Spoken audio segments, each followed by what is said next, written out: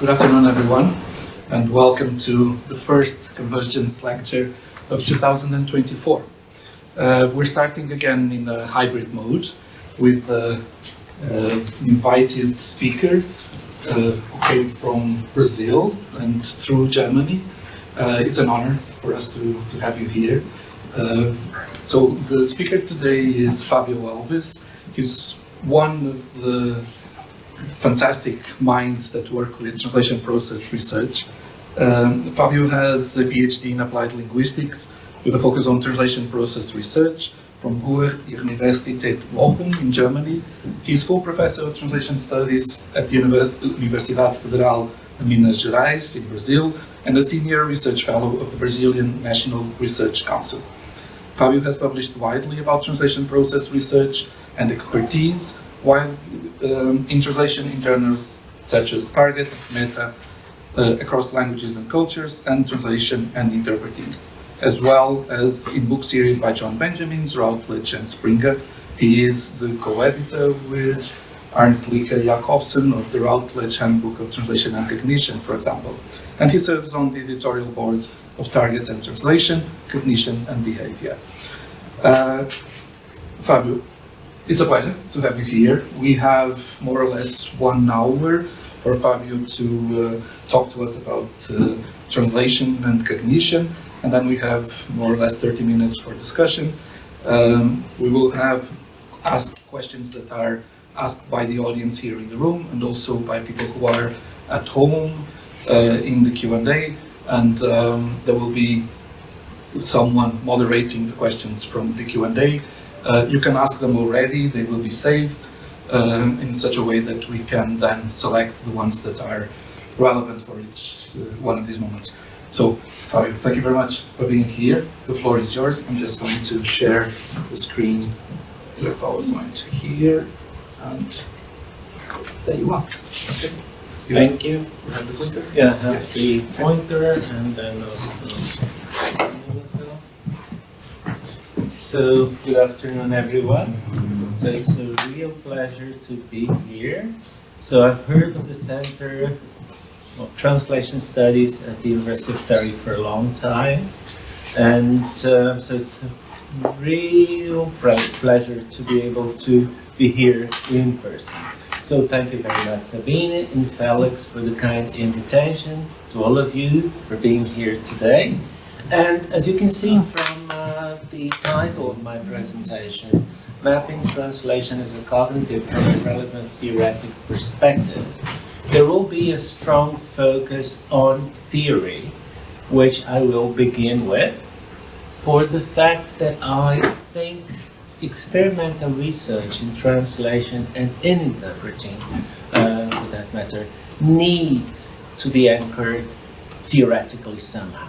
So I have a preference, a theoretical preference. That doesn't mean it's the only possible theory that can be applied. But once you decide to account for phenomena empirically and experimentally, I think it's very important to anchor that also theoretically.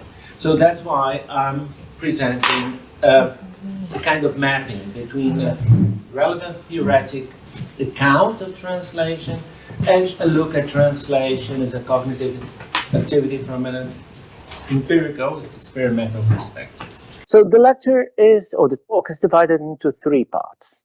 And the first part addresses key relevant concepts in relevant theory and provides illustrative examples of what we call relevant theoretic empirical studies. So I'll be focusing on translation as interpretive language use based on Gutt, and then focus on what we have highlighted on the screen, translation as a higher order of communication, what Gutt calls HOEX.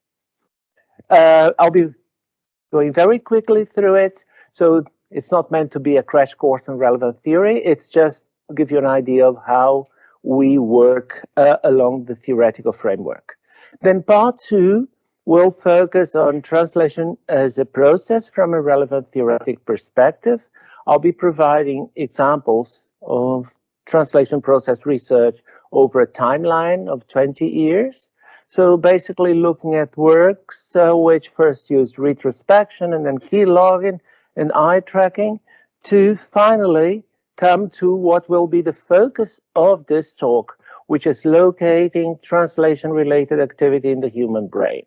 So this is what I really want to focus on to see the results we have of a small neuroimaging study, whether that, so is insightful enough for us to go further into that line of research. And then part 3, if I have time for that, will show the how the relevant theoretic framework can contribute to the formulation of an empirical theory of translation that is grounded on empirical evidence. And then, of course, challenges to the application of the framework to the study of translation in general.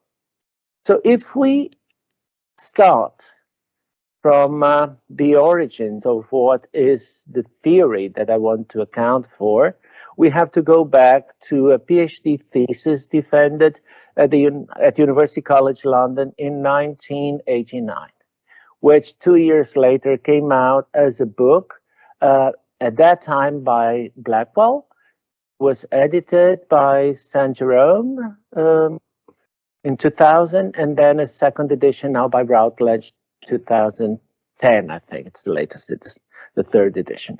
It's the work of Ernst August Gutt, Translation and Relevance, Cognition and Context. And I think that is an insightful work for us because it uses the framework of relevant theory, which, if we're not familiar with, is a cognitive pragmatic theory which accounts or tries to account for human communication. And Gutt makes a very bold claim at the end of his book, a claim that was perhaps misunderstood by quite a few colleagues in translation studies, when Gutt says that translation is an act of communication, doesn't need a particular theory of translation, but then relevant theory could account for translation as a theoretical framework. Of course, I mean, lots of translation scholars at the time were, felt offended by the fact that Gutt was suggesting that translation studies be removed from the scene.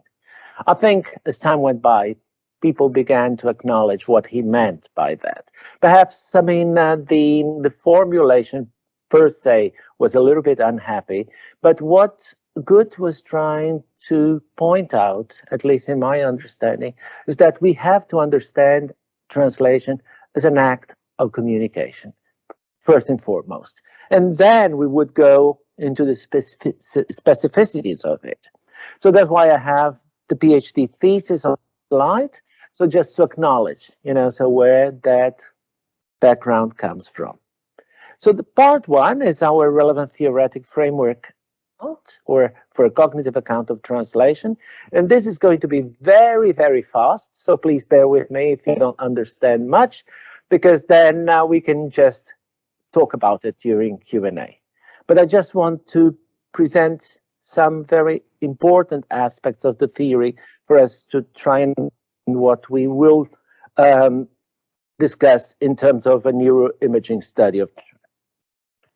So the basic thing is to understand what relevant theory proposes as a relevant theoretic comprehension procedure. And this is what I have on the slides. So it all starts with an act of ostensive inferential communication. Ostensive on the part of the speaker and inferential on the part of the listener. So in a sense that when I'm engaging in an act of communication with an audience, as in this room, so my first act is to ostensibly communicate that which I intend to convey to you. But this is where I stop, because then on your side, there will be an inferential processing that will engage with the ostensive communication I'm trying to, or the ostensive behavior I'm trying to communicate, and communication will arise out of that process. Well, For that to happen, it has to be embedded in what relevant theory calls mutual manifestness in shared cognitive environments. So these are two different concepts that perhaps are novel to you, in a sense that cognitive environments can be easily understood, perhaps, or more easily understood, if we replace that by mental context. So for relevant theory, context is not our, but it's a mental awareness. And this is what cognitive environments are. So each one of us will have a different cognitive environment, but in order for communication to take place effectively, there's got to be a certain degree of mutual manifestness across and these cognitive environments. We are not talking mutual cooperation in a Gricean sense, but more in terms of how manifest that act of ostensive communication is manifested to a group of listeners. In order to generate what we call cognitive effects, readers have, or listeners have to engage in a certain kind of processing effort. So there is some processing effort on your part to understand the ostensive act of communication I'm trying to convey. So relevant theory claims, and this is very important for translation process research, that one will only engage in further processing effort as long as cognitive effects are generated. So from the moment that you stop generating cognitive effects, so there is no point in engaging in further effort. So what are cognitive effects? Cognitive effects, according to relevant theory, are changes in one's cognitive environment. So we start with a set of assumptions which are part of our cognitive environments, and by means of this ostensive inferential behavior, there will be changes in this mental state. And these changes are cognitive effects.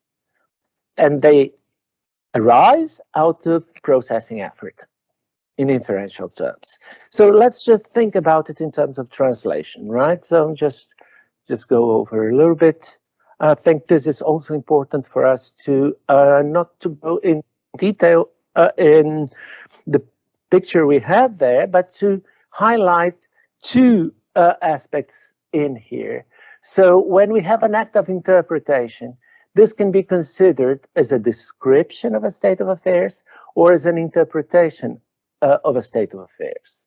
And this difference, or this differentiation, is crucial for Sperber and Wilson and for our understanding of their theoretical account. Basically, if we assume that an act of communication is either encoded or inferentially interpreted, we would be separating two sides. In a sense, a code model processing type in terms of Shannon and Weaver. Shannon Weaver, 1949, mathematical theory of communication, which has developed in the kind of AI stuff that we have today. And on the other side, Grice's inferential account of inferential behavior, which in a sense will be based on a difference between what is said and what is inferentially interpreted. So there is this clear-cut definition for Grice, which for Sperber and Wilson doesn't exist. Why am I highlighting this? Because this will be crucial for the neuroimaging study that will be presented later. So we have to assume in Gutt's terms, and then this will be a little bit of a debate later on, I hope. So term translation should be accounted for as an act of interlingual interpretive language use. In other words, translation would be placed here, right? Gutt would argue that a description of a state of affairs is not a translation. Translation is an act of interpretation. We will perhaps take this a step further in terms of neuroimaging or brain activity. To what extent we can actually separate that, or more, like Sperber and Wilson claim, that there is a continuum between what is said and what is inferred, and between what is encoded and what is inferentially construed. And this is what we'll have a look at next. But I think it's important to have a look at this quote. It's from Gutt, 1991, but here from the second edition, 2000, by St. Rome, page 165. In the relevant theoretic framework, the focus is not on comparing the textual properties of the original and its translation, not even their semantic properties, but on comparing the interpretations intended to be communicated by each text. Herein lies a very significant difference to many of the structure-oriented approaches of translation. So this is a very bold claim in terms of understanding translation in a very particular sense, right? To understand that, I think we would have to look at those pictures in more detail. This picture, or figure number 1, would represent an act of inferential communication. On this side, we would have the communicator. And if you remember, I said before, the communicator ostensibly manifests that in communication that he or she may have, right? There will be some context, some informative intention, and this is what happens in here. On the other side, we have the listener or the reader or whatever. So the reader or the listener will try to understand the thoughts or the message conveyed by the communicator.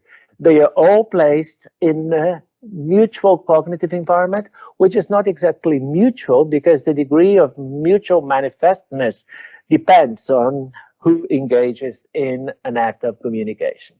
Well, in figure 2, we have an act of inferential communication with relevant theory calls meta representation, which will be another important concept for us.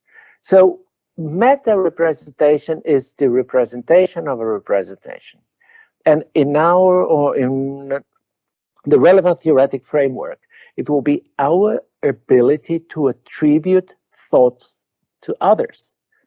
And this is something we do on an everyday basis.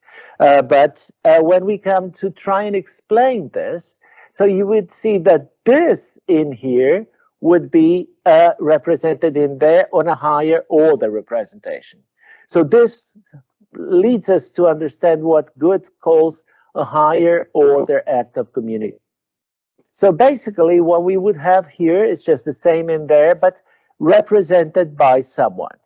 And if we look at the translator in figure number 3, when we have a meta representation in translation, the translator not only meta represents the intention of the original communicator, but the translator also has to represent the receptor's audience.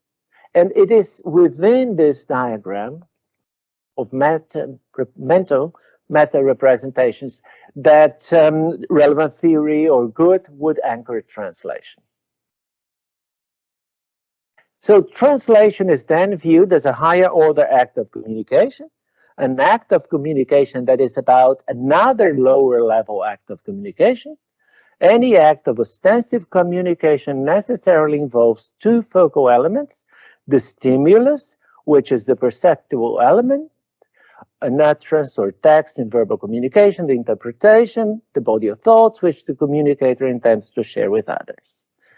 HOACs, the higher order acts of communication, can attempt to reproduce the stimulus, which Gutt calls the S mode, or they can attempt to give access to the intended representation, which Gutt calls the I mode, or the lower act order of communication. So this, for us, the differentiation between the S and I mode is also very important. So for us to understand the point I'll be trying to make at the end of the talk, We have to understand translation as an act of ostensive inferential communication. We have to understand translation as descriptive language use or interpretive language use.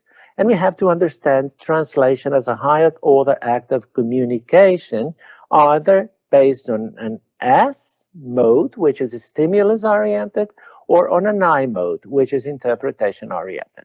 Okay, if we have these four pillars, we can proceed with the talk, and we can talk more about it in the Q&A, because I'll be moving on to part 2, and this is just tapping into translation process research from a relevant theoretic perspective. I'll start with the timeline, which is just aiming to provide you in 2 minutes with 30 years of research.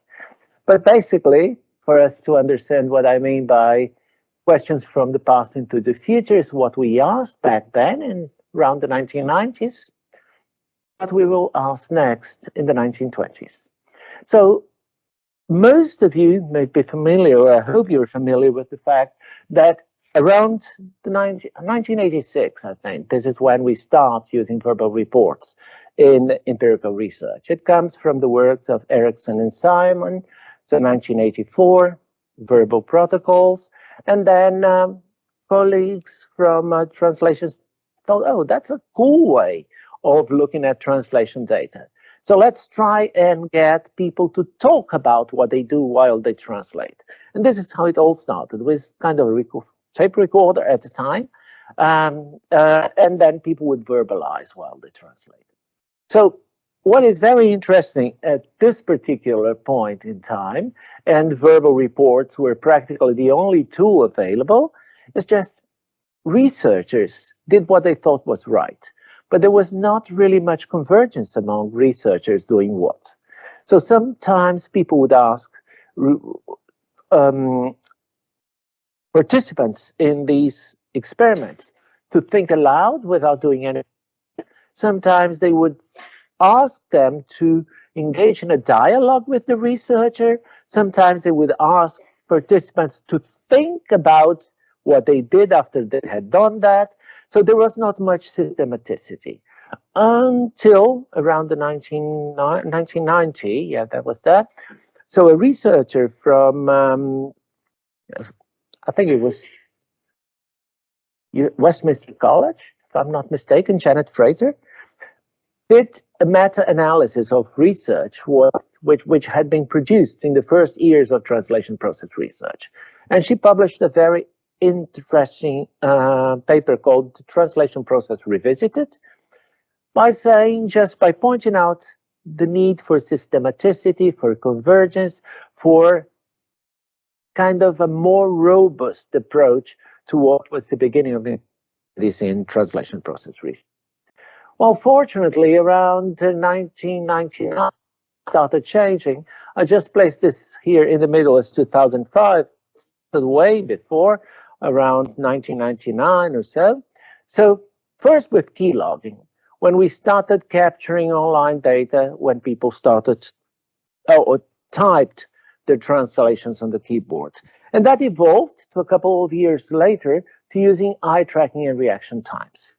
This has filled with much more robust of what was, well, translation task execution in real time. And where are we now? Now that we have acquired enough behavioral data, that we can say that translation as a task unfolds in certain ways, we would have to find a way to tap into the human brain so that we would also look into primary data. So we consider that behavioral data are secondary data in a sense that they give us insights into brain activity, but they don't give us primary access to that information. So what would we have in terms of primary data? EEG, fMRI, So this is what the field seems to be leading to. So I'll just go back very quickly to what I think is important for us to understand the point I'm trying to make.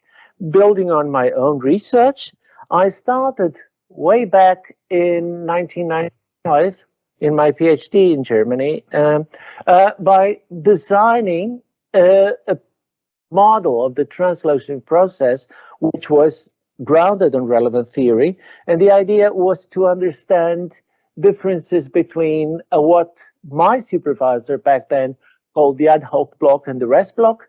These would be automatic processing and would be more reflexive language processing or translation processing.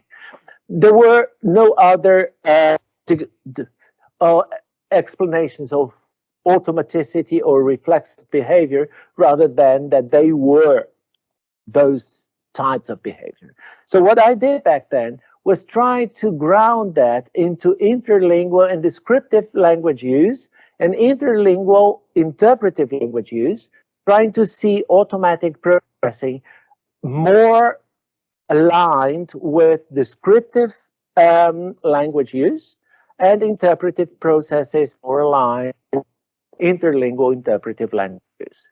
So as relevant theory says, these would be grounded on lower order representations. This would be more aligned with higher order representations. And we would argue that this would be in good terms S-mode translation, and this would be I-mode translation. There is room for dispute here. So I'm not quite sure whether Gutt himself would agree with that definition, but I hope we can make it clear as we proceed with the talk. This, again, is another example of keylogging and translation and retrospection, which I think is interesting. It was published in 2003, so 20 years ago. What I really want to highlight with this example is the kind of retrospection that we have here. If you look at the pictures in here, so that was 2003, when the September the 11th incident was still very much in everyone's minds. So Time magazine published a 54-word report, the 3 photographs, and perhaps I can read it out loud because you can't really read it from the distance. It was just like, growing up in Saudi Arabia, the young Osama bin Laden top was a pampered child of luxury. By 1998, the year of the US embassy bombings in Africa, he had acquired the lean, wolfish look of a revolutionary. So, during an interview 2 years ago, he was plumper, grayer, and deathly pale, perhaps from hiding in caves. And The Wear and Tear of Terror is the title of the 54-word tract. So what I really wanted to do out of this is to see how a small text, a short text, which was highly charged with statements that were very heated at the time, would be translated. And the interesting thing is, these 3 photographs, which seem to be aligned with the text, they are not representative time-wise of real events, but nobody questioned it. It was just like, the first sentence goes up, the middle sentence goes to the middle, the third sentence, I don't think the man in here is blonde or deathly pale. I can't see that. I can see kind of a middle-aged man, perhaps with, I mean, it's the same person you would see, but I wouldn't be able to say much more about this. But if you look at the retrospection, we have something like, looking at the 3 pictures of bin Laden, I was helped a lot. Helped a lot is the translator verbalizing what she did. And then she continues, as I am a medical doctor, bin Laden's transformation is evident to me. So transformation is in age, right? For me, not in health. But as a medical, as James' medical authority to pass her judgment and therefore her translation. And then she concludes, besides, I knew he was suffering from kidney failure. So this is an act of retrospection. So to what extent does it show us a good or bad translation? for me, this is irrelevant here. So we are not looking at translation quality. We are looking at translation processes. And we are looking at problem solving, decision making, inferential behavior. And there was a translation out of this. A translation which concluded that bin Laden was in a terminal condition. The man outlived that claim for nearly 20 years. Well, 18 years or 15 years or so, right? But this shows us a lot. So the other example I just wanted to discuss is an example I developed together, or an analysis I developed together with my colleague Adriana Pagano and colleagues in Germany, Silvia Hansen-Schirano, Stella Neumann, and Erich Steiner. It was published in 2010 in a book called Translation and Cognition. What we wanted to do here is just like align product and process and product. It means of bringing together a corpus study methodology that had been developed by Hansen, Schirrer, Neumann, and Steiner with our own translation process paradigm, so to speak. And what I think is interesting here is just when we look, we did this with eye tracking. It was one of the first eye tracking studies we did. But what I think is interesting is more like in terms of a product than a process. If you look at the keylogging, which would be aligned with eye tracking in here, what we would say is just that I don't have the source text in here, which would make more sense for those who speak German, but I don't think it's necessary. So we start here where we are convinced that do not contradict. So there is a verb here, right? So the verb in German is sich widersprechen. So do not contradict. What happens in here is that before the verb or the auxiliary is deleted, the verb ending is deleted and becomes a noun. So there is a pause here of nearly 45 seconds. And you can see that at this moment in time, a verb and a noun compete for whichever would surface in the target text. And you think, okay, so that's a competition between a verb and a noun, but that would be fine. But then if we look at how the process unfolds, so it comes to a revision phase, and that problem with the noun becomes different. And there was a change in the noun, and it becomes in conflict. And what's interesting, and I don't have I have a deverbalization here. The translator then said contradict, contradiction, in conflict. Here I was in conflict, and the translator actually chose contradictory as a final rendition in the target text. So what we see is just a change of a verb into a noun, a lot of hesitation, the change of that noun into a second noun, and then a final change into an adjective. So what we see in here again, and I think this comment in here is kind of particularly interesting. Here I was in conflict when drawing on a cheese that perhaps reflect the conflict itself. And then there's a move.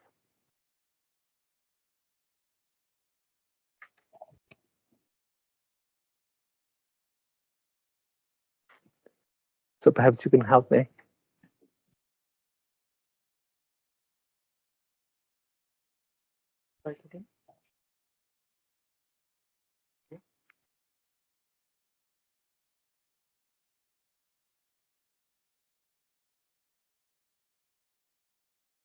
Yeah, no, it is.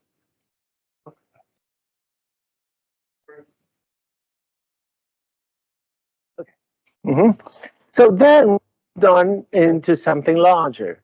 And what we were doing in here, So I'm not going into detail about the study, but to show you in terms of evolution that we started with kind of retrospection and keylogging, and then we used eye tracking. But now what we are doing here is creating a kind of methodology that would allow us to overlap different eye, or what we call heat maps in terms of eye tracking, with different, or with a corpus of keylogged data, and then retrospections, or in terms of meta representation tasks. So this is as far as one can go in terms of working with secondary data. So I don't think we could advance much further than this, methodologically speaking, if we wanted to explore translation process research any further. At this point in time, when we thought that we needed to explore it differently. And so we decided to do to start doing neuroimaging studies. And so I'm quoting here Karina Spock. So she did her PhD with me, and then further work that we've been developing ever since. And we decided to use fMRI. And Felix and I were talking about interdisciplinary research over lunch. And one of the things I mentioned to him is just that we couldn't do this by ourselves. We don't have the expertise. We are not neuroscientists. So the idea was to engage in collaboration, interdisciplinary collaboration with colleagues from the Brain Institute of a federal university in the southern part of Brazil.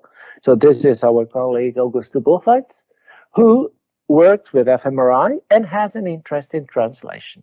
And I think this is it. We had an interest in neuroimaging, but to really do it properly. Buchwald's had an interest in translation as an object of study, but he needed translation experts in order to make sense of the data he had. So some of the data that I'll be presenting to you is the result of collaboration with the Brain Institute of the Federal University of Rio Grande do Sul. And we decided to work on functional magnetic resonance imaging. So in basically what I think is important for us is just that neuroimaging studies have identified relevant cortical and subcortical areas, as well as neurofunctional organizations involved in the translation or in the process. And I'm here in brackets because there are different networks at play when you consider either translation or interpreting as an activity.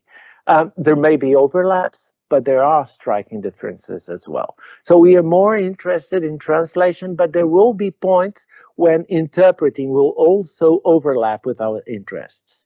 So we are looking at language processing, language control, domain general cognitive control. And what I think is very important is the statement we make here in the back, or at the end, at the bottom of the slide. As translation, or interpreting, I would add, becomes more automated, subcortical areas become less active. This fact illustrates the impact of practice-related changes of brain functional response.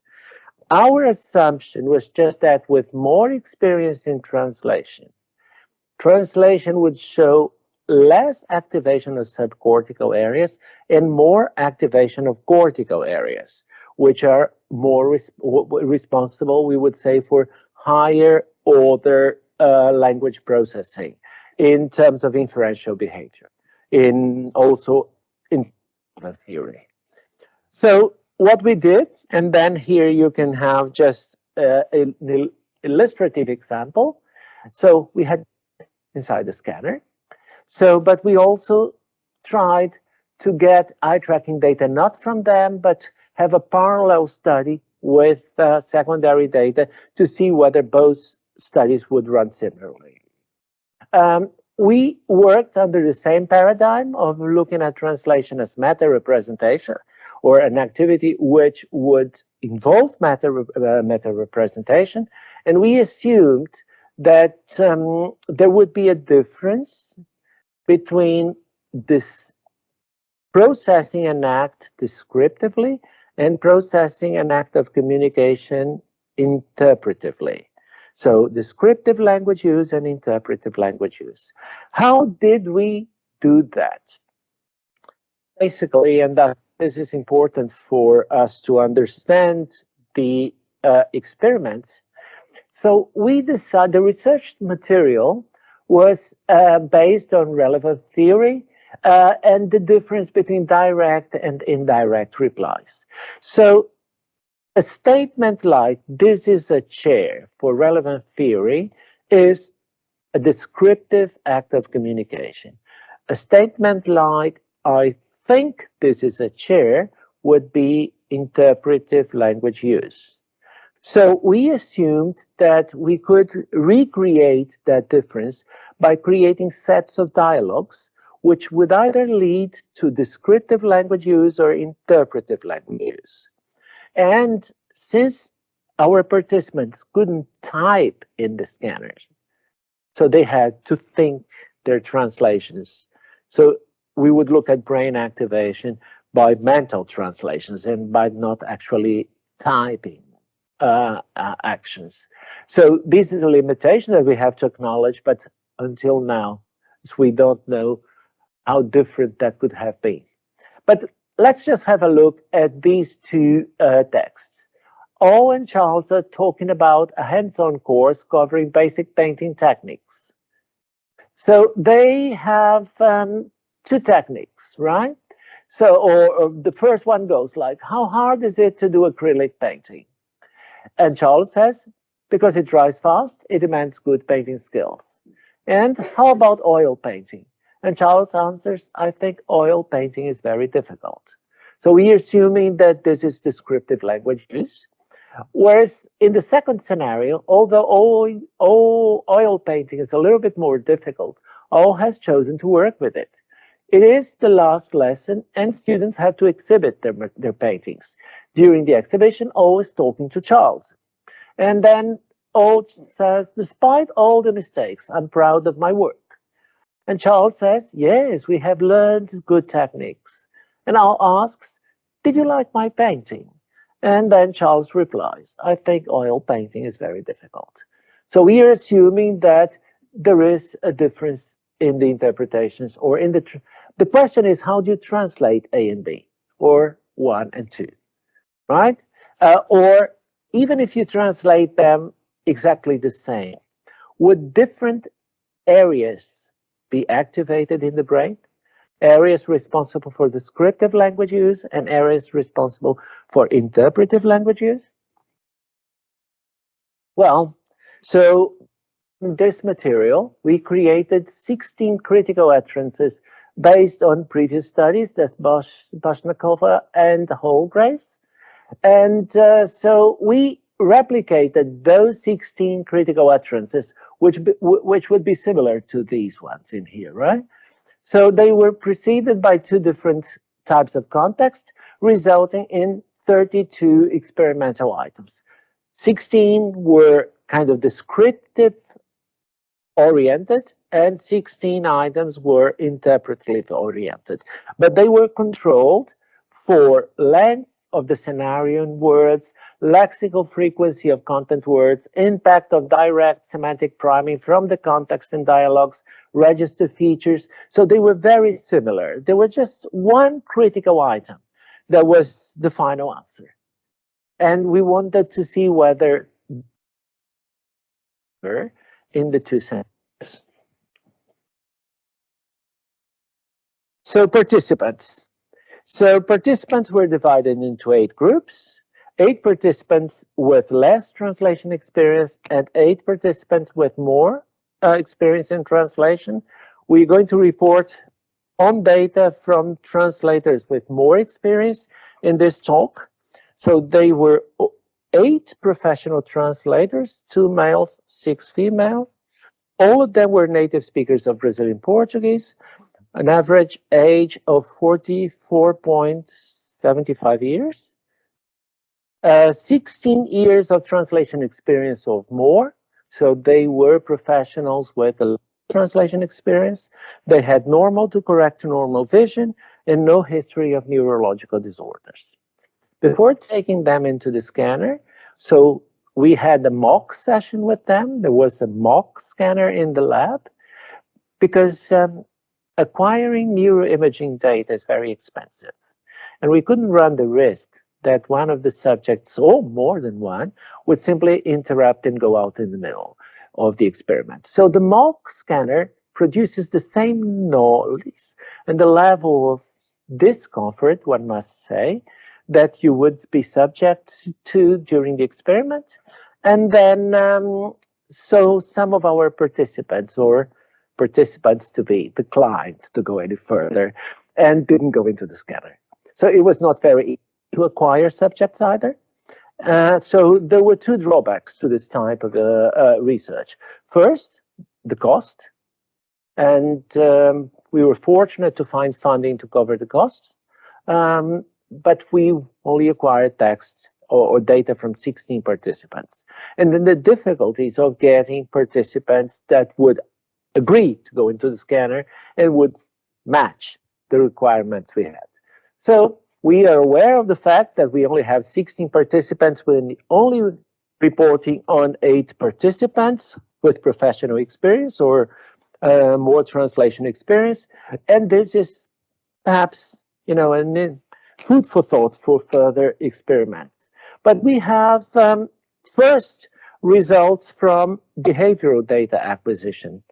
So what we did, we replicated a study with eye tracking with different subjects, which we are not reporting here. But for this particular study or experiment, we decided to use E prime as a way of tapping into behavioral data, secondary data. So we wanted to look at response times and to what extent participants would react to how long it took them to mentally translate the input. So whenever they were ready, so they would press a button and then the next input. And then by looking at response time, we would try and see whether there would be differences between our group of novices and more experienced translators. So response times were recorded using E prime 2.0. They were recorded using what we call an fMRI safe button box in mice. So they were within the scanner when doing that. And then behavioral data was analyzed for significant differences among reading and translating response times of direct and indirect replies. And sorry, here I forgot to mention that the tasks were not only translating, but mentally reading. So we had two different tasks in the scanner, and they were alternating. You translate, you read, you translate, you read. So the idea was to check whether, because we were dealing with translation, mental translation, we wanted to see whether there would be a difference between reading per se and mentally translating. And then, of course, we also had this difference for the behavioral data. So results from behavioral data show that experienced translators do not need to exert cognitive effort to recover optimal relevance between linguistically encoded and pragmatically inferred meaning. So in a sense, there were no extra processing effort on the part of translators to process reading and to mentally translate.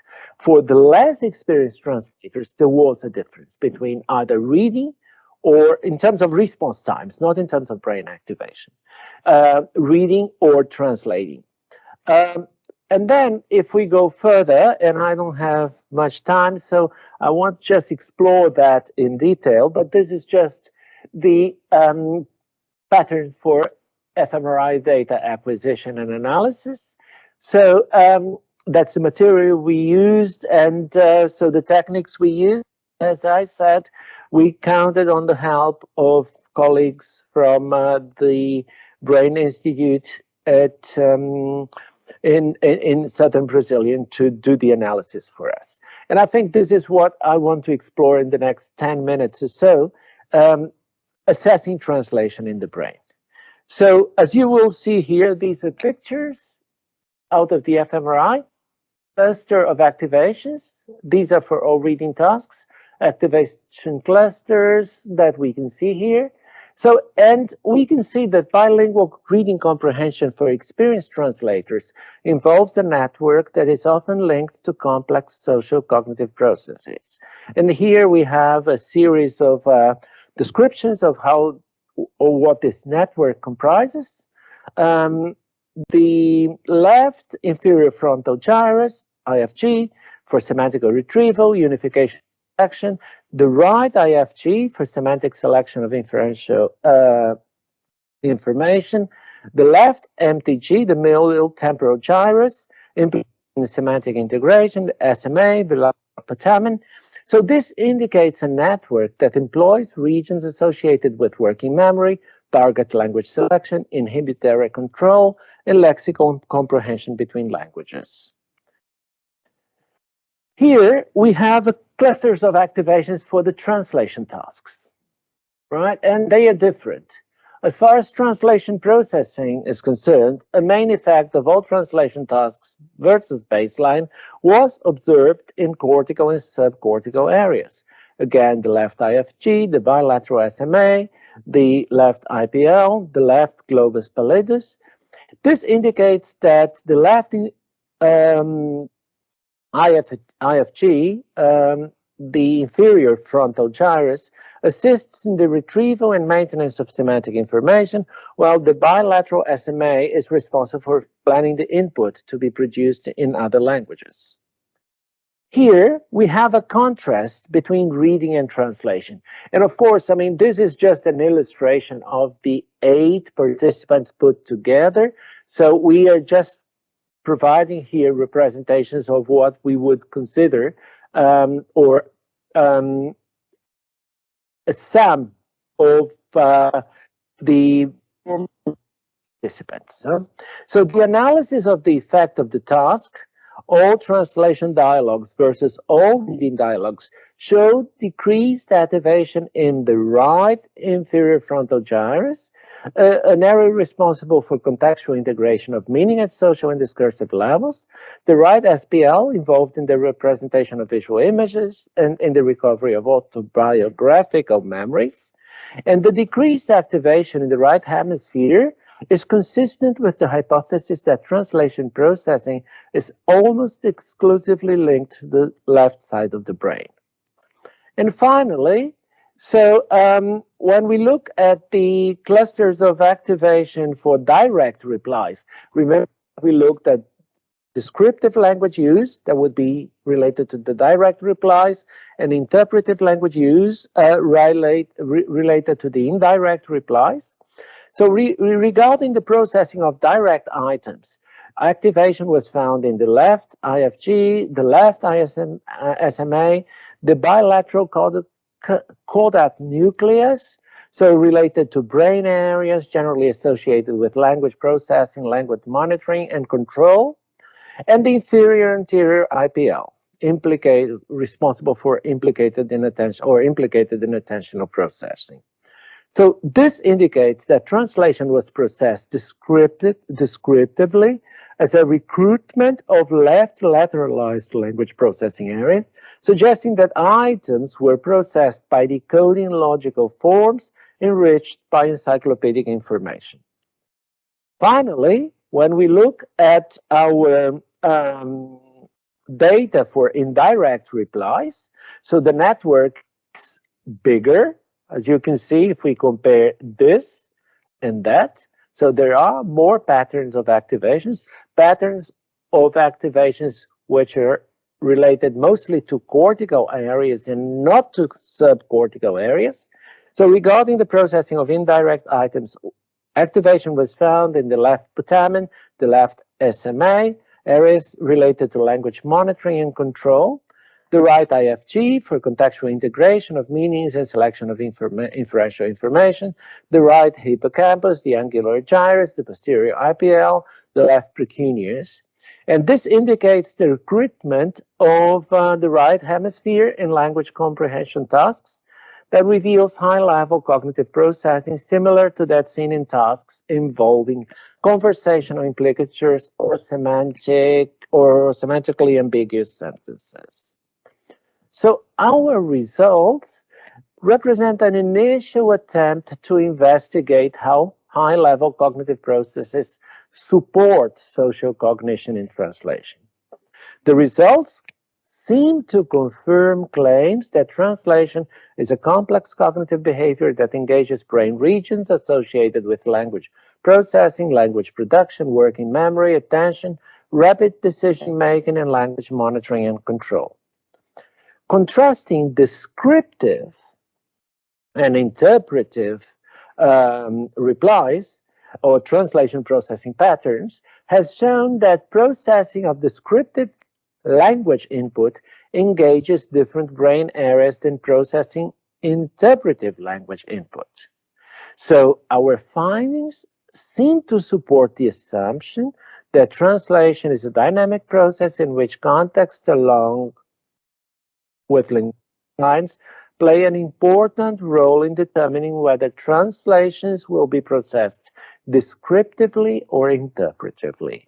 And this is perhaps the strong argument that we would like to make here.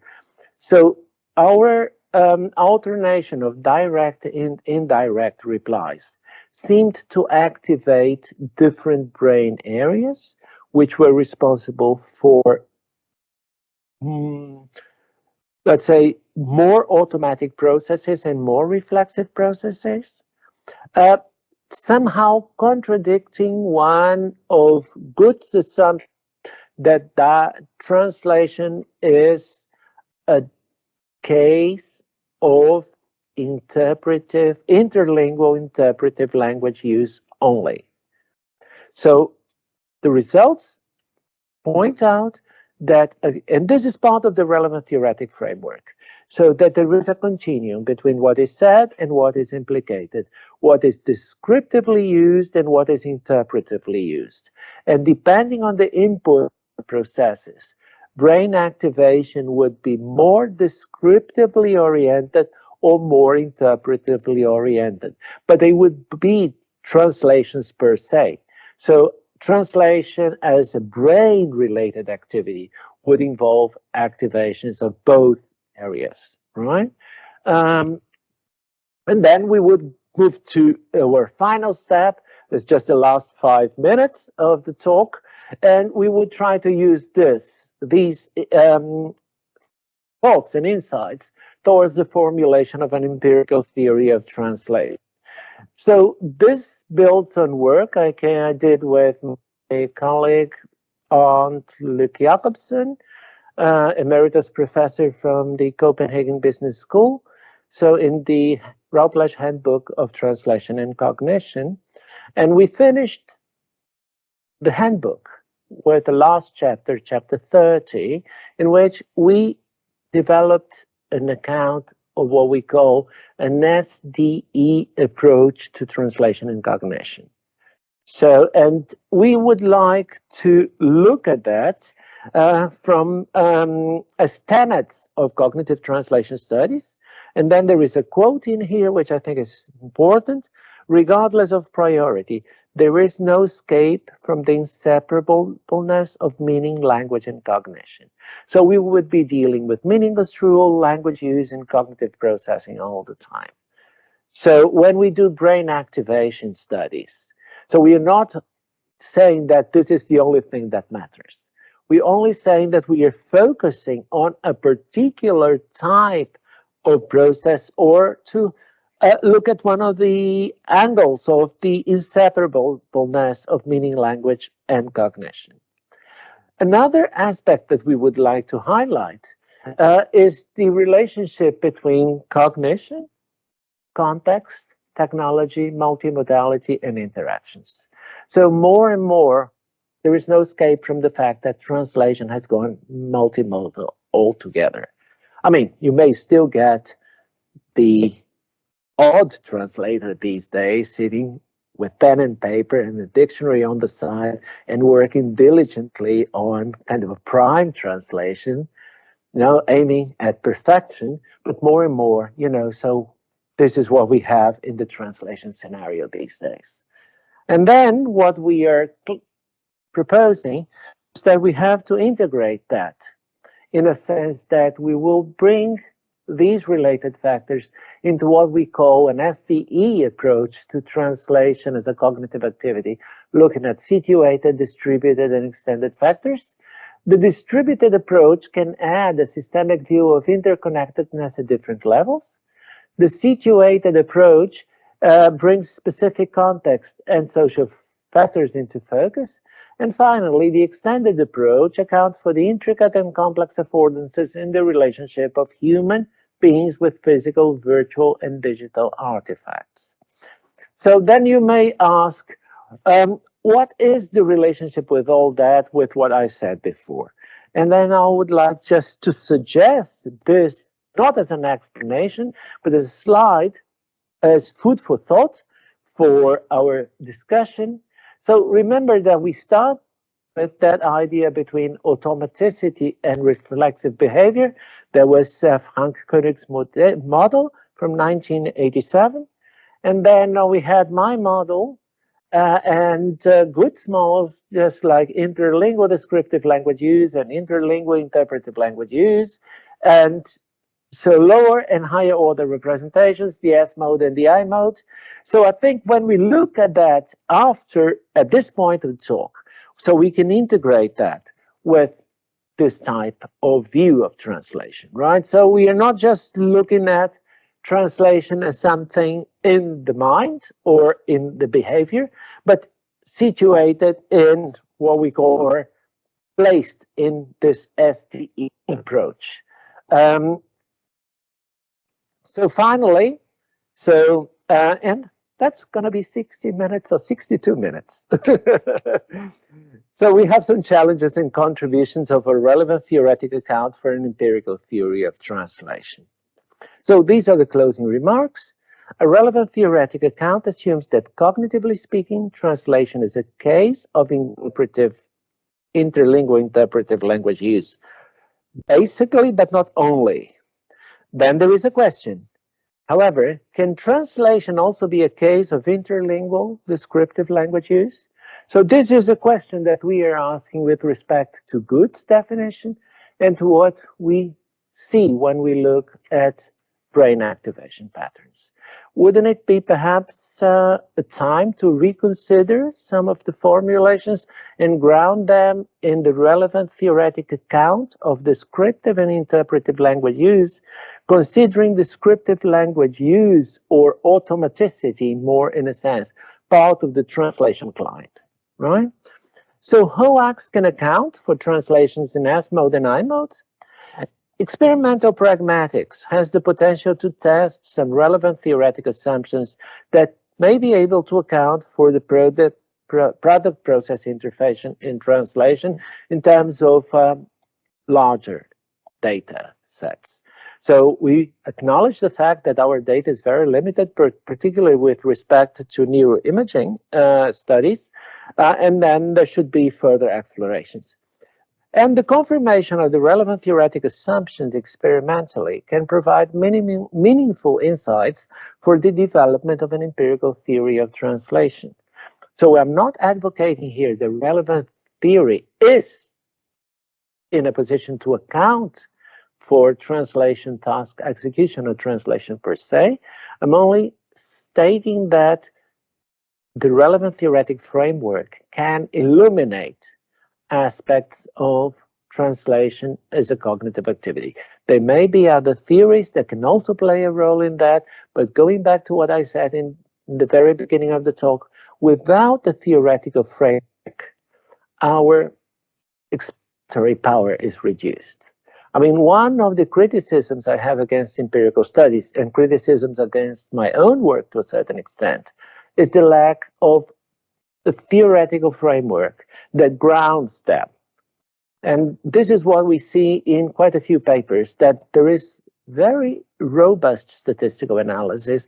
There is kind of very nice, elaborate research designs, but the relationship to theory is somehow lacking.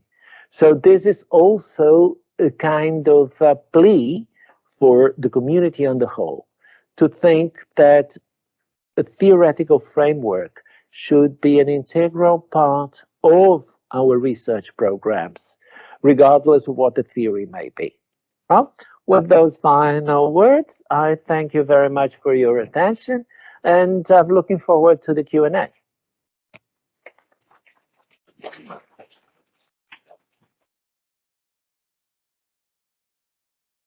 Thank you very much, Fabio, for having this questions, not the views. Thank you very much for keeping under the time. Well, 3 minutes over time. But we had these initial technical problems. Questions? Lots of questions in our minds, but it's not ready to ask them. Yeah, are there questions online? One from you?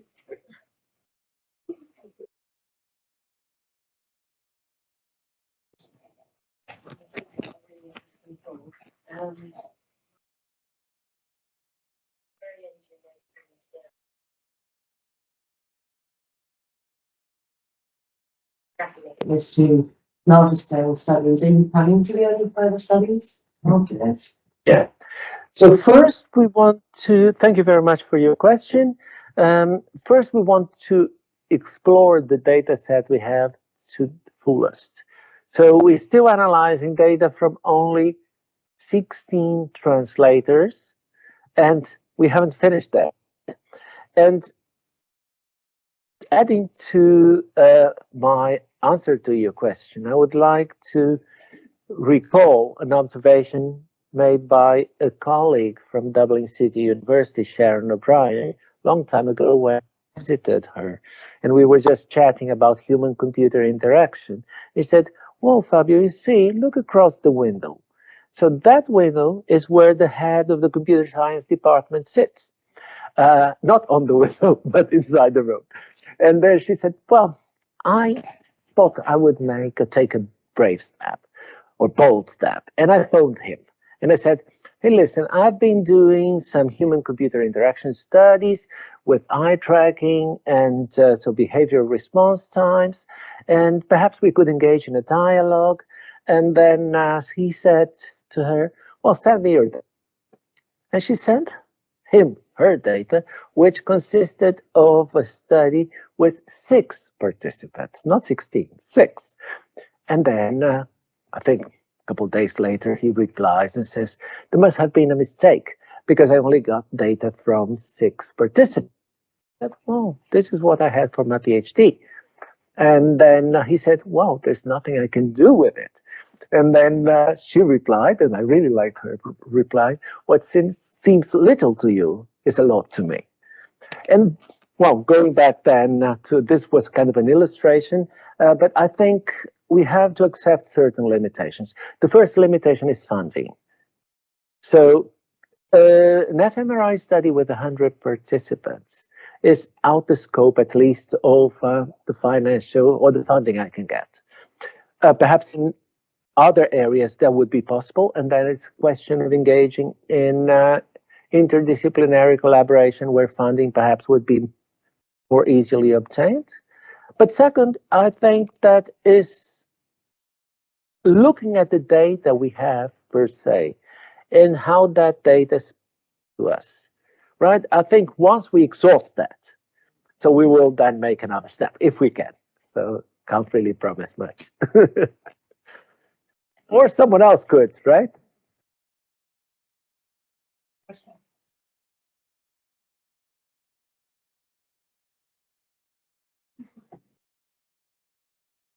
So one part of my question is for clarification, really, about when you talk about the difference between reading and length of translation. Were your participants then speaking their translation? They couldn't. Unfortunately, they couldn't. I mean, anything within the fMRI context or setting is very problematic. I mean, if there are voices or I've heard, without knowing much, that typing is now possible within an fMRI setting. But I don't know to what extent that is carried out and what are the limitations. But no, it was silent reading and silent reading. I guess the second question basically answers the picture, the invasiveness of Yeah. And what kind of impact? So what's going on in the process? That's And then I guess with another factor, which is about the situated. A very abstract situation of lying in our eyes gathered. How conversation goes on in all different contexts. yeah. Okay, so these are very interesting questions. Thank you very much for them. I think the first thing is we knew from the start there was an artificial situation, right? And there were limitations to that. But that was the best we could get in terms of setting up an experiment. Then we thought that one way of circumventing the oddness of the setting was to look at consistency across participants. To what extent they responded to reading and translating in the very same way. We decided, or I decided, to present that from the 8 more experienced translators here today, because this data is clearly divided into reading is something, translating is different. So, but reading and translating doesn't or don't impose an effort or an extra effort in terms of cognitive load. So what I find very interesting is that if we look at our less experienced translators, they have different response times when it's reading and when it's translating. But we don't think that it's because they needed more time to translate. It's just that the task for them at hand conceptually, oh, now I have to translate. What do I do with this? And all. So responses times were longer. For the more experienced translators, they were equal. So that shows us that in those times, so they felt very much the same with respect to reading and translating, right? With respect to the activity per se, I mean, translating, what we can see is just the brain areas which were activated are different. And again, if I report to the non-translators, there was no difference. So the interesting thing about the less experienced translators is that the areas of brain, the brain areas which were activated were exactly the same. I just didn't bring the examples in here because, I mean, I wouldn't have time. I mean, we would have to present one group and another, and I wanted to have this kind of theoretical framework all together. But the idea is just that for them, we don't really know what they did because reading and translating is just the same task. But one was more difficult than the other. But in terms of brain activation, they were very similar. For the more experienced translators, there was difference. There was no difference in the behavioral responses, which means there was no extra effort performing tasks, but there were clearly different brain areas of brain activation. So even with the limitations of the study, right? So I think that we have some evidence that we should take into consideration. Whereas to the last part of your question, whether the situatedness, the embeddedness, the distributedness of translation execution can be represented in that type of setting, my answer is just clear cut, no. So it's a kind of ecologically valid translation experience. But then I have another question. And the question is, to what extent do we have to use the ecological validity paradigm for all the studies? We do need studies which are ecologically valid, which represent the natural setting, settings in the workplace, and different scenarios. But we also need lab experiments. That's why I mentioned the experimental pragmatics. So you get things under control, and then you would have to take the results of different studies from different paradigmatic combinations, if you will, to make a more robust, larger picture of what would then be distributed, situated, embedded translation as a cognitive activity. Yeah, hope it answers your question somehow. There will be more questions on this theme of effectiveness and so on. But following up on Anna's question, there are other ways of collecting data, right? The technical efforts with how you type, because as Anna said, this is only producing translation in the brain. The other part of writing and speaking, the translation, that's also another area of cognitive production and so on. How is it at the moment which we can bring all of this together into the same analysis? Will we ever have all of the data that we need to analyze the full process? Again, so it's an exercise in futurology, right? So not an answer that I can give. But if we think how far we have evolved from the 1990s, early 1990s, when we only had verbal protocols, and to what we have now, so perhaps in the next 25 years or even less, there will be more resources for us to tap into and perhaps have a simulated experiment in which brain activity can be monitored in a more natural setting. But this is for the future. For now, what I think the solution is, and we try to do that to a certain extent, is just you keep working on secondary data, behavioral data, and you slightly add either EEGs or FNIRS or fMRI as we did, and try to make more controlled studies that establish a dialogue with the. I mean, one example that I could give you is a replication of this study with eye tracking. And then you would, but you can't really have the same participants because, I mean, we collected data somewhere and we have the eye tracker somewhere else. We can't fly the participants from A to B. So the idea is, do we need the same participants for all the experiments we have? One idea is to have longitudinal studies. So you follow a participant over 20 years. There is a very interesting paper by Gutt Hansen from Copenhagen Business School, in which she contacted former students who had been participants from her early TPR studies 15 years after graduation. And then they were kind enough to participate in experiments again.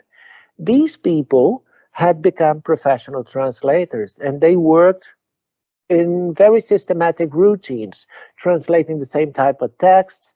They had standardized or in a way proceduralized their processes. And in terms of creativity, they fared worse 15 years later than they did when they were students, because they routinized practice. Whereas the students, they were challenged all the time to bring something new, to be creative. When they worked, and they were very good professionals, but they did differently. So the idea is too many factors that we have to take into consideration. That I don't think, first, it's not a one person's job. It's kind of a job of, a group of a very large group of collaborators who are willing to engage in dialogue. First and foremost, right? I think Sabina has a question. Yes. Let me just, there are 100 people who are. Oh, no. They're fascinated. They don't have any questions for now. Thank you for this. Fascinating for Maybe you can say it again. well, and following on from what I think Renaud started asking this, and then let's continue this. So I'm thinking, yes, these studies for very good reasons that you have, I think, really well explained right now. They cannot do everything. They have to be small. They have to run the accountable to be able to so on and so forth. But so now it's a certain provocative point. How wise is it then that we go into theoretical model? I mean, this is I'm a serious question. When is the right time, basically, to begin to we do this theoretical groundings, which I also agree with, you have outlined that it is ultimately so important that go beyond just collecting empirical data and collecting data. Where's a good time to do that? Can we do that from one study? Or how much empirical data do we need? I mean, you see what I mean? I'm coming from how the other side of this is, of course, good was basically theory and not really empirical basis of experience and so on. So how do you see that balance? Yes. Thank you very much for that question. You mentioned Gutt, and let me go back to him with all due respect. So Gutt developed his relevant theoretic account of translation, not only based on relevant theory, but also based on his own practice. So he worked for SIL in Ethiopia for many years, and he had a translation program in his mind. He translated for a very clear objective, which was translating the Bible for Ethiopian communities, and that created a certain direction in his thinking that this is how I accomplish my goal. And of course, I mean, based on that experience, he elaborated on relevant theory, but it was very theoretical work based on not on a case study, but more on a experience. Right. So having said that and acknowledging his work for bringing in new insights to the translation studies community, I think we have seen the importance of data and how important it is that we get more and more data. It could be, in a way, noisy data, even. So I discussed with Michael Kahl from Kent State University and Grit to what extent we need clean data in the Grit database, because there is a lot of noise in that data. But then the question is, if you have large samples, really large samples, somehow the noise diminishes. So my question is, we are still somehow, as a discipline in our infancy, I mean, we've been around 30 some years. This is not a lot in terms of a research tradition. So I think in time, so data will grow. And if we really keep a dialogue, so that is meaningful to all of us, so theoretical accounts can grow out of that. My goal at the moment with relevant theory is at least to try to provoke the discussion, in a sense, to say, so bring in another theoretical paradigm. Let's try and see, but for cognitive translation studies, I mean.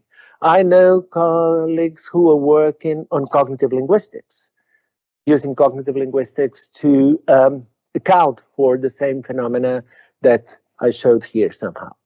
I think you're right in a certain extent that we need more data to be sure that our theoretical account is robust. On the other hand, if we don't think of theoretical alternatives, we won't start. So it's a bit of two ways, right?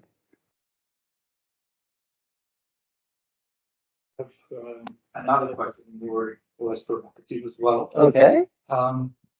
So the translator brain is still a black box, right? We have a kind of a flashlight that illuminates an area here and another one there, but it's still very much an area that we are not yet aware of. What about artificial intelligence? Now it seems like there are other forms of producing language and translating language side by side with it. Is it worth on trying to understand this black box when we have these machines that produce the same output? What is your reaction when you see these terms of minds and intelligence applied to machines, when we are still trying to understand what happens in the generated mind? Well, that's a difficult question, but I like difficult questions. No, I like difficult questions, provocative questions. It makes us think. the thing is, first talking about or thinking about brain, the human brain. One of the characteristics that we know of about human brain is plasticity. We talk about illuminating the black box and trying to find areas of brain activation and all that, but we know how plastic the brain is. Then we can recreate the networks and then so illuminate, so to speak, other brain areas as a result of brain damage or as a result of learning. One thing that we can see in our data when we compare less and more experienced translators is that brain plasticity exists, because areas which don't light up among less experienced translators begin to light up among more experienced translators, which means that we change in our brains. The question is, if we make an analogy between a synaptic network and the AI algorithms, we don't really know how they function. We know that we have synapses and we have synaptic networks and they evolve and they are plastic, but we can't really light them up and just put them together in the way we want, but they are there. The same about the AI algorithms. So in connectionist terms, they would be neural networks, right? Not brain networks, synaptic networks, but neural networks. And you have the hidden layers. That's what you have in artificial intelligence. And after you set the algorithm and you have unsupervised learning going, you don't know the result anymore. So you just know that the result is good, right? So in a certain way, I'm not saying that they are isomorphic in terms of architecture, much on the contrary. But we don't control this and we don't control that either. But then there is one thing that I think is important, and this has been in the back of my mind for quite a while. It's just not whether artificial intelligence is good or bad for translation or for multilingual communication, but rather the use we make of this. I mean, I'm very much in favor of development and getting better outputs, but I'm not really in favor of delegating to the algorithm decisions which should be made by humans. And until now, we humans have been in control. At least we think we are, right? But then, what if we let artificial intelligence go in a way that we just say, oh, we don't need to translate anymore. Machines do that. Why should I bother to learn a foreign language? Why should I bother to experience a foreign culture and make the effort to understand someone else? No, the machines will do that. The machines will do that. In 3 generations, I think the situation will be disastrous, right? But then it's a decision that we have to make now. And that is the question in terms of the architectures and the result and who makes the decision. And that is perhaps, for me, the big question. Very good. I said that this was too close, but maybe after I said this, someone decided to ask a question online. So this proves that there is people watching online because the microphone too well. Yeah, so the question that we've got online is from Jane Rodriguez Duarte. And she said, first of all, thank you for such an interesting presentation, and began with a question along the lines of addressing emotions and cultural nuances, which she feels that you answered as she was typing it. So an additional question that you may want to respond to is what you might feel the role of affect and emotions might play within relevance theory. So if emotion is focused on a cognitive perspective, how can it account for what our sensory systems register in emotional terms when we interpret language? I was thinking about this in terms of your brain scans and wondering whether you could look at the amygdala or something, for example. Yes. So it's whether that's an area of interest for you. So that's again another interesting question. You've been asking very interesting questions. I really like them. I talked about emotions with a colleague about a week ago. And we were just commenting on the fact that relevant theory disregards emotion altogether. Not that they don't acknowledge it, it's just that they don't look at the role of emotions. And that's because it's not part of their paradigm. But by saying that, we are not saying that emotions shouldn't be taken into account. Then again, builds up to collaborative work. When we designed the handbook of translation and cognition, we thought that it was essential to have a chapter on translation and emotion. So translation, cognition, and emotion. And we have a chapter in the handbook which looks into that, but from a different paradigm.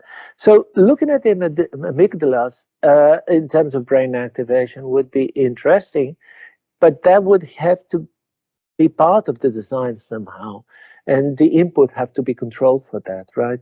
So we were really concerned about the reaction between the same critical item leading to different responses, direct and indirect responses, and to what extent that was affected by emotions. Yeah, but again, it's kind of very interesting element to take into account, and the fact that translation and emotions should also be part of cognitive translation studies on the whole. Right. Okay. Like I said, I think all of us have lots of questions. Some are in our mind. It has been a privilege for CTS to have you. Oh, it's been a pleasure for me. In our lectures, in our convergence lectures. This is recorded, it will be presented live, but I really want to thank you for coming here. Thank you very much. This hour and a half for such fascinating themes connected to so many disciplines. We are still looking for so many things in these studies, and you're doing a fantastic job there. So thank you very much for also everyone who was here, to Amy, Ahmed, and Dalmor that helped in the organization, and to everyone who was online. And see you again soon. Thank you.